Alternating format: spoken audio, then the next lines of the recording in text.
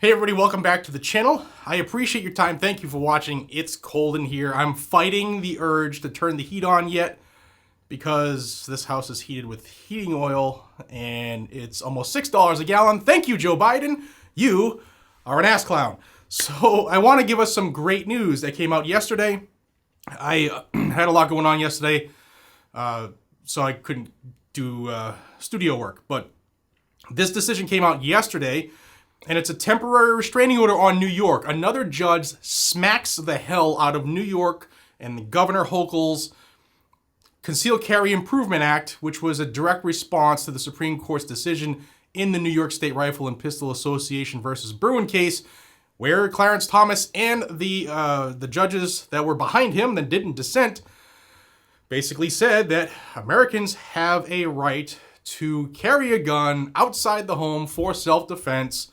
And you know the rest. The text, history, and tradition is the test that every state, every entity in this country shall go by when they want to pass something restricting that core civil right.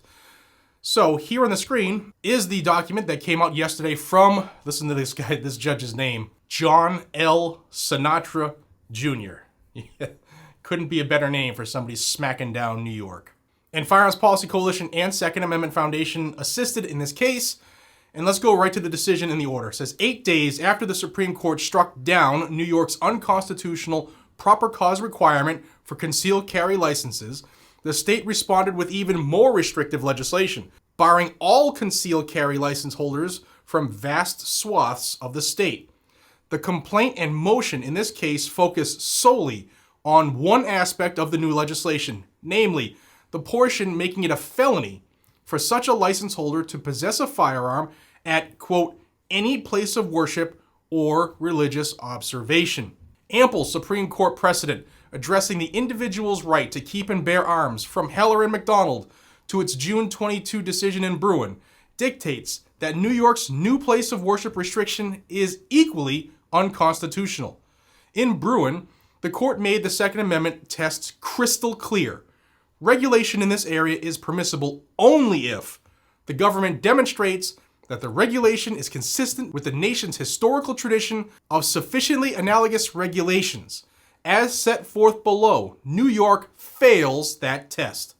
The state's exclusion is, instead, inconsistent with the nation's historical traditions, impermissibly infringing on the right to keep and bear arms in public for self-defense. Thus, and for the further reasons set forth below, plaintiff's motion for a temporary restraining order enjoining defendants' enforcement, New York, of this place of worship restriction is granted.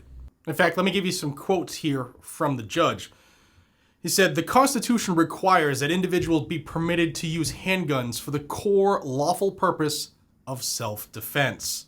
And it protects that right outside the home and in public. Nothing in the nation's history or traditions presumptively closes the door on that right across every place of worship or religious observation. As in Bruen, where the court stated that nothing in the Second Amendment text draws a home/public distinction with respect to the right to keep and bear arms. Nothing there casts outside of its protection places of worship or religious observation. New York's exclusion violates the general right to publicly carry arms for self-defense. It, too, is one of the policy choices taken off the table by the Second Amendment. Damn. Now, I'll have this decision pinned down below, as well as in the pinned comment, in the description and the pun. You know what I mean. I'll have it down below. You might want to read this one. It's 40 pages. It's a good read. The judge just destroys New York, just obliterates them. In fact, one of the things the judge says, and I'm paraphrasing, is that people having a firearm in a place of worship helps to secure the security of the public. The judge annihilates New York. Let's go to the last page.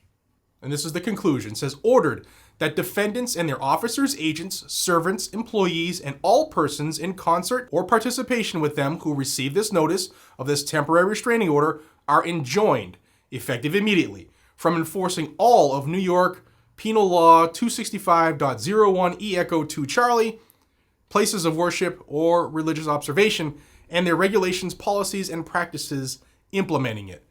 Ordered that this TRO, the temporary restraining order, will remain in effect through the disposition of plaintiff's motion for preliminary injunction. Ordered that no bond shall be required, and ordered that defendants' opposition papers on the preliminary injunction application are due October 28th, 2022 at 12 p.m. Reply papers, if any, are due by November 2nd, 2022 at 12 p.m.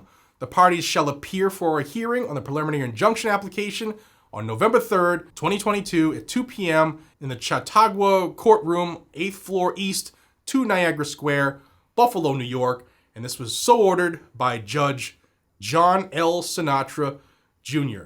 So start spreading the news. Sorry, I had to do that one. New York gets kicked in the groin again when it comes to their gun control attempts. It was so obvious that it was unconstitutional, illegal, and just a knee-jerk reaction by Karen DeVille, Cruella DeVille, whatever you want to call Kathy Hochul. But, I mean, it's transparent, and you're losing left and right. And I'm glad to see New York get kicked and beat down again, but they're going to keep trying. So I'm glad that these federal judges are standing up. Temporary restraining order for now. November 2nd will be the preliminary injunction hearing.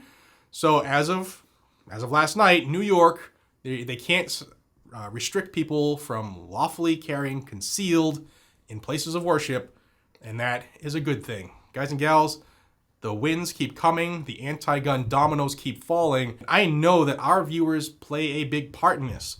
The fact that people are educating themselves about these restrictions and the core rights enshrined in these documents here. We're starting to see a swing. And I love each and every one of you for watching these videos and sharing them. And I ask you to do the same.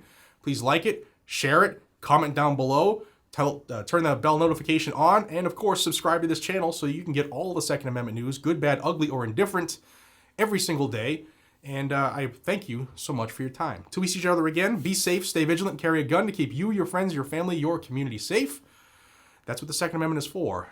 And even judges in New York are seeing that it's time to push back on these tyrants. And that's a good thing. Can you believe heating oil, they're saying it's going to be almost $10 a gallon after this election?